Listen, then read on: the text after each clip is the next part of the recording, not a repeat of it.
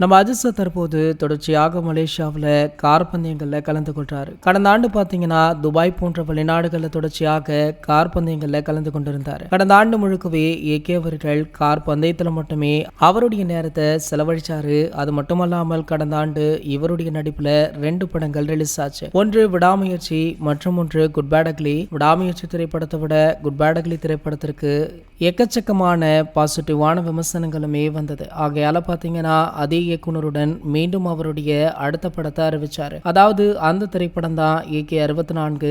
இந்த திரைப்படம் பார்த்தீங்கன்னா அடுத்த மாத இறுதியில இதனுடைய படப்பிடிப்பு ஆரம்பமாகும் அப்படின்னு படத்துடைய இயக்குனரான ஆதிக் ரவிச்சந்திரன் அவர்களே சமீபத்திய பேட்டி ஒன்றில் தெரிவித்திருந்தார். இந்த நிலையில தற்போது ஏகேவுடைய அடுத்தடுத்த படங்கள் பற்றிய முக்கிய தகவல் வெளியாகி வைரலுமே ஆகிட்டு இருக்கு. அந்த வகையில பார்த்தீங்கன்னா நம்ம ஏகே அவருடைய 65வது படம் மட்டுமல்ல, வரிசையாக 3 படத்தை பிரம்மாண்ட இயக்குனரான சங்கர் அவர்களிடம் கொடுக்க போவதாக சொல்லப்படுது. சங்கர் அவர்கள் தற்போது வேல்பாரி அப்படின்ற படத்தை எடுக்கிற முனைப்புல அடுத்தடுத்த வேலைகளை நகர்த்திட்டு இருக்காரு. சோ இந்த நிலையில பாத்தீங்கன்னா இந்த கதை தற்போது ஏகேவிடம் சென்றுள்ளதா. கிட்டத்தட்ட ஏகே அவர்களுக்குமே இந்த கதை பிடித்துள்ளதாகவும் பல வருடங்களாகவே ஒரு ஹிஸ்டாரிக்கல் படத்துல நடிக்க வேண்டும் அப்படின்னு அவருக்கு ஆசை உள்ளதாகவுமே சொல்லப்பட்டது. ஆகையால இந்த காம்போ இணைய அதிகப்படியான வாய்ப்புகளுமே இருக்கு. எப்போது வேண்டுமானாலும் இதற்கான அறிவிப்பு வெளியாகலாம் அப்படின்னு சினிமா வட்டாரங்கள்ல பரபரப்பாகவுமே பேசப்பட்டு வருது. இது போன்ற செய்திகளை பத்தி நீங்க உடனே தெரிஞ்சுக்க நம்மளுடைய சேனலை